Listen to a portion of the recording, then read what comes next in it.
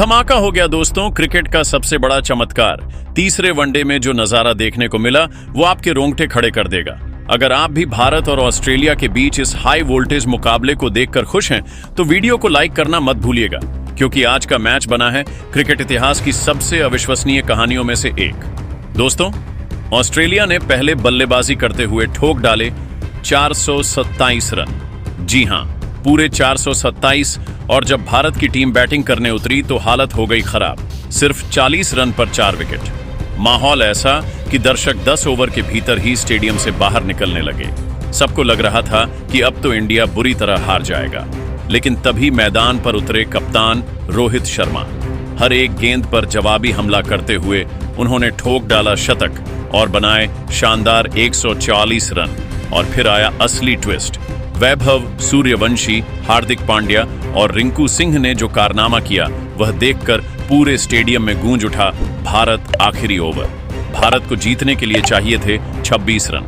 Crease पर मौजूद थे हार्दिक पांड्या और रिंकू सिंह, और इन दोनों ने मिलकर रचा ऐसा करिश्मा कि ऑस्ट्रेलियाई खिलाड़ियों के चेहरे उतर गए और पूरा चिदंबरम स्टेडियम फट पड़ा खुशी से। और अब दोस्तों, आपके लिए बड़ा सवाल। रोहित शर्मा, रिंकू सिंह, वैभव सूर्यवंशी और हार्दिक पांड्या में से किसकी बल्लेबाजी सबसे धमाकेदार रही? हमें कमेंट में जरूर बताइए और चैनल को जरूर सब्सक्राइब कीजिएगा। तो चलिए अब आपका ज्यादा समय ना लेते हुए सीधे लेकर चलते हैं आपको इस ऐतिहासिक हाईलाइट वीडियो की तरफ। दोस्तों, भारत और ऑस्ट्रेलिया के बीच तीसरा और आखिरी वनडे मुकाबला खेला जा चुका है, जहां दोस्तों इस मुकाबले में ऑस्ट्रेलिया के कप्तान पेट कमिंस ने टॉस जीतकर इस बार भी पहले बल्लेबाजी का ही फैसला किया। और कप्तान रोहित शर्मा की किस्मत इतनी खराब रही कि वह लगातार तीसरा टॉस भी हार गए। अब दोस्तों, यहां पर ऑस्ट्रेलिया की टीम ने पहले बल्लेबाजी करते हुए भारत के खिलाफ 427 रन बना डाले। और दोस्तों, देखकर तो ऐसा लगने लगा कि ऑस्ट्रेलिया की टीम इस मैच में भारत की टीम को मौका देने वाली नहीं है, क्योंकि टीम इंडिया ने अपने 2 विकेट तो मात्र 17 रन के कुल स्कोर पर ही गंवा दिए थे। जी हां दोस्तों, भारत के 2 विकेट शुभमन गिल और विराट कोहली का जब गिरा तो हर कोई स्तब्ध था कि यह क्या हो गया। और उम्मीदें तो दर्शक छोड़ चुके थे इस मैच को जीतने की, क्योंकि दोस्तों ऑस्ट्रेलिया की गेंदबाजी इस मुकाबले में उस लेवल की दिखाई दे रही थी जिसके लिए वह जाने जाते हैं, और सबके चेहरे पर मायूसी थी। लेकिन कप्तान रोहित शर्मा ने हार नहीं मानी थी। जी हां दोस्तों, वह जानते थे कि अकेले अगर मैं टिका रहा तो अपनी टीम को अंत तक जरूर लेकर जाऊंगा, और जो हुआ वह चमत्कार से कम नहीं था। शुरुआत हुई थी ऑस्ट्रेलिया की बल्लेबाजी के साथ, जहां ट्रेविस हेड और मिचेल मार्श ने पारी को शुरू किया। दोनों बल्लेबाजों ने ताबड़तोड़ बल्लेबाजी करते हुए पहले ही विकेट के लिए 122 रन जोड़ दिए थे। ट्रेविस हेड ने जहां 74 रन बनाए तो उनके बल्ले से 68 रन की पारी देखने के लिए मिली। अब यह दोनों बल्लेबाजों के इतने शानदार प्रदर्शन के बाद तो उम्मीदें ऐसी लग रही थीं भारत की टीम के गेंदबाजों की कि मानो जल्दी जल्दी बस 50 ओवर हो जाए, क्योंकि ऑस्ट्रेलिया के खिलाड़ी हमारे गेंदबाजों की जमकर कुटाई कर रहे थे। अब दोस्तों, यहां पर कैमरॉन ग्रीन और जोश इंग्लिश मैदान पर बल्लेबाजी करने के लिए आए, जहां कैमरॉन ग्रीन का भी बल्ला जमकर चला। उन्होंने 48 रन बनाए, तो वहीं दोस्तों उनका साथ देने वाले जोश इंग्लिश भी पीछे नहीं रहे। शतक जड़ते हुए उन्होंने 102 रन बनाए, और यहां से ऑस्ट्रेलिया की टीम को काफी अच्छी खासी स्कोर में बढ़त मिल चुकी थी। भारत के गेंदबाज जसप्रीत बुमराह और मोहम्मद सिराज दम दिखा रहे थे, लेकिन दूसरी तरफ से स्पिन डिपार्टमेंट हमारी टीम के गेंदबाजी का पूरी तरह फ्लॉप रहा। न जडेजा को विकेट मिल रहा था, न कुलदीप यादव को, और फिर क्या था, यहां पर एलेक्स कैरी ने अंत में 54 रन बना डाले। तो वहीं ऑस्ट्रेलिया के लिए मार्नस लाबुशेन के बल्ले से भी 47 रन की पारी निकली, और कॉपर कोनोली ने अंत में 42 रन बनाकर भारत के खिलाफ स्कोर को 427 रन तक पहुंचा दिया। अब दोस्तों, भारत के गेंदबाजों के अंदर मायूसी थी, क्योंकि हमारे गेंदबाजों का फ्लॉप होना ही यह साबित कर रहा था कि ऑस्ट्रेलिया की टीम काफी बड़ा स्कोर बना चुकी है। अब यहां भारत की तरफ से पारी की शुरुआत करने के लिए रोहित शर्मा और शुभमन गिल मैदान पर उतरे, जहां दोस्तों वैभव सूर्यवंशी की जगह शुभमन गिल को ओपनिंग करवाना सबसे बेकार डिसीजन कप्तान रोहित शर्मा का साबित हुआ। जी हां दोस्तों, यहां पर जब शुभमन गिल बल्लेबाजी कर रहे थे तो भारत की टीम को पहला बड़ा झटका 9 रन के स्कोर पर ही लग गया, और 5 रन बनाकर शुभमन गिल आउट हो गए। फिर मैदान पर तीसरे नंबर पर बल्लेबाजी करने विराट कोहली उतरे, जहां रोहित शर्मा के साथ मिलकर उन्हें अच्छी साझेदारी निभाने की जरूरत थी।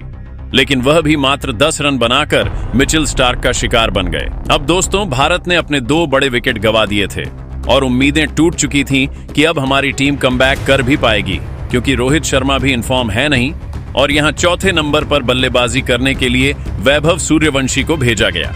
जहां दोस्तों, वैभव सूर्यवंशी और रोहित शर्मा ने मिलकर यहां से मैच को संभालने की कोशिश की। दोनों बल्लेबाजों ने जैसे तैसे करके पहले तो स्कोर को 100 रन के पार ले जाने का काम किया और फिर तो ये मानो न तो रोहित शर्मा रुकने का नाम ले रहे थे न वैभव सूर्यवंशी।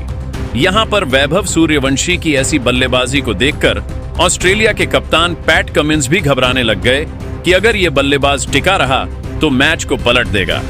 और दोस्तों, 14 साल का वैभव सूर्यवंशी कंगारुओं की टीम के खिलाफ इतनी ताबड़तोड़ बल्लेबाजी कर रहा था कि मानो कभी कभार तो रोहित शर्मा खुद कप्तान को उनको रोकने जाना पड़ रहा था कि आप थोड़ा आराम से खेलिए वरना आउट हो जाएंगे। और दोस्तों, यहां पर वैभव सूर्यवंशी कहां किसी की बात मानने वाले थे। अच्छी खासी बल्लेबाजी उनकी चल रही थी। तभी 91 रन पर वह पहुंच चुके थे।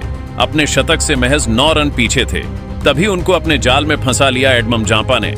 जी हां दोस्तों, एडमम जांपा ने हाफली गेंद पर वैभव सूर्यवंशी को कवर्स के ऊपर से बड़ा शॉट खेलने के लिए मजबूर किया और वहां खड़े मार्स लाबुशेन ने शानदार कैच पकड़कर भारत की टीम को यह तीसरा बड़ा झटका दिया। हालांकि दोस्तों, वैभव सूर्यवंशी भले आउट हो चुके थे, लेकिन अब भारत की टीम को 5वें नंबर पर मजबूती देने के लिए खुद हार्दिक पांड्या उतरे। जहां दोस्तों, हार्दिक पांड्या और रोहित शर्मा के बीच साझेदारी लगातार आगे बढ़ रही थी और इस बीच हार्दिक पांड्या के साथ मिलकर रोहित शर्मा ने अपना शतक भी पूरा कर लिया। जी हां दोस्तों, शतक जड़ने के बाद रोहित शर्मा ज्यादा कुछ खास खुश होते हुए नजर आए नहीं, क्योंकि उनका मेन फोकस था भारत की टीम को मैच जिताने का, न कि शतक बनाने का। अब यहां रोहित शर्मा शतक जड़ने के बाद भी रुकने का नाम नहीं ले रहे थे। उन्होंने ऐसी चौकों की बरसात कर डाली कि मानो अब स्कोर लगातार अंतिम पड़ाव पर पहुंच रहा था। भारत की टीम मानो अब जीत की दहलीज पर थी। लेकिन तभी टीम इंडिया को सबसे बड़ा झटका लगा, वो भी रोहित शर्मा के रूप में। जी हां दोस्तों, 144 रन बनाकर बल्लेबाजी कर रहे रोहित शर्मा यहां अपने आप पर कंट्रोल नहीं कर पाए। पुल शॉट लगाने के लिए गए और शानदार का कैच स्टीव स्मिथ ने लपक लिया। और दोस्तों, रोहित शर्मा एक बार फिर से उसी अंदाज में आउट हुए जिसमें वह पिछले मुकाबले में हुए थे और वैसे भी बाउंसर गेंद पर वो अपने आप पर कंट्रोल कर नहीं पाते फुल शॉट खेलने से, और यही उनकी सबसे बड़ी भूल हो गई। और यहां भारत के लिए रोहित शर्मा ने 140 रन की पारी में 17 चौके और 11 भी लगाए। अब दोस्तों, रोहित का विकेट गिर जाने के बाद मैदान पर हार्दिक पांड्या का साथ देने के लिए रविंद्र जडेजा उतरे।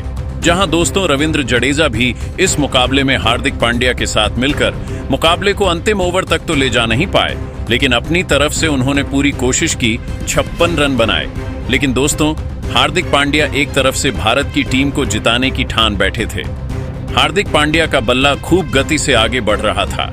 हार्दिक पांड्या का साथ देने के लिए अब रिंकू सिंह मैदान पर थे। जहां दोस्तों, रिंकू सिंह और हार्दिक पांड्या मुकाबले को अंतिम ओवर तक ले जा पहुंचे। जी हां दोस्तों, अंतिम 6 गेंदें बची हुई थी और भारत को अब मुकाबला जीतने के लिए 26 रन की दरकार थी और लास्ट ओवर करवाने के लिए कप्तान पैट कमिंस ने सबसे बड़ा दांव खेला। उन्होंने नाथन एलिस को गेंद थमाई। अब दोस्तों, नाथन एलिस को तो आप जानते ही हो, ये तेज गेंदबाज हैं और इनकी बहुत सटीक लाइन लेंथ रहती है और यहां पर भारत की जीत मुश्किल लग रही थी। स्ट्राइक पर थे हार्दिक पांड्या और हार्दिक पांड्या ने पहली ही गेंद पर लॉन्ग ऑफ के ऊपर से जड़ दिया। अब दोस्तों, भारत को 5 गेंद पर 20 रन की दरकार थी। अब यहां हार्दिक पांड्या ने रिंकू सिंह से बातचीत की। रिंकू ने उनको समझाया और हार्दिक ने पीछे की तरफ शॉट लगाते हुए एक और चौका बटोर लिया। अब दोस्तों, 2 गेंदें हो चुकी थीं और भारत को जीतने के लिए 16 रन चाहिए थे। मतलब कि 4 गेंद में 16 रन बनाना भारत के लिए काफी मुश्किल था। अब हार्दिक पांड्या ने रिंकू सिंह को अगली गेंद पर 1 रन भागकर स्ट्राइक थमा दी। अब 3 गेंदें बची हुई थीं और पूरा दारोमदार रिंकू सिंह पर था। अगर रिंकू सिंह 1 रन भागते तो यहां पर हार्दिक पांड्या को बनाने के लिए फिर 14 रन चाहिए थे और ऐसा रिंकू सिंह होने नहीं देना चाह रहे थे। अब दोस्तों, रिंकू सिंह ने जिम्मेदारी अपने कंधों पर उठाई। रिंकू सिंह समझ चुके थे कि मैदान पर बल्लेबाजी से ही मुकाबले को अब पलटा जाएगा और दोस्तों, रिंकू सिंह ने फिर यहां पर चौथी गेंद को सामने की तरफ हिट करते हुए एक चौका बटोर लिया। अभी भी दोस्तों, भारत को 2 गेंदों पर 11 रन चाहिए थे मैच जीतने के लिए। चौका लगाने का तो सवाल ही नहीं था। 2 गेंदों पर 2, तभी भारत की टीम इस मुकाबले को जीत पाएगी। अब दोस्तों, रिंकू सिंह हार्दिक पांड्या से वार्तालाप करते हुए नजर आ रहे थे।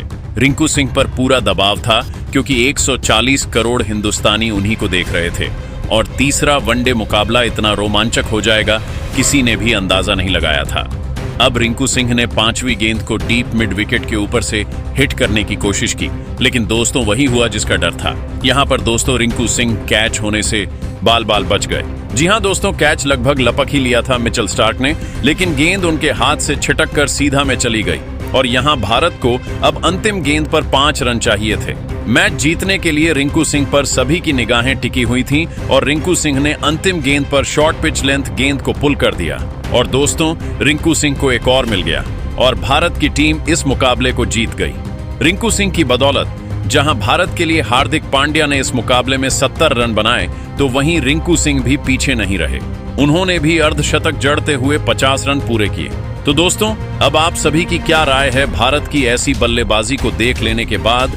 बाकी हम आप सभी को बता दें कि भारत और ऑस्ट्रेलिया के बीच खेला गया यह तीसरे वनडे मुकाबले का इंट्रा स्क्वाड और अभ्यास सत्र का मुकाबला जिसमें भारत की जीत हुई है। बाकी आप सभी रिंकू सिंह, हार्दिक पांड्या, रोहित शर्मा, वैभव सूर्यवंशी को इस बल्लेबाजी के लिए 10 में से कितने नंबर दोगे, हमें कमेंट करके जरूर बताइएगा।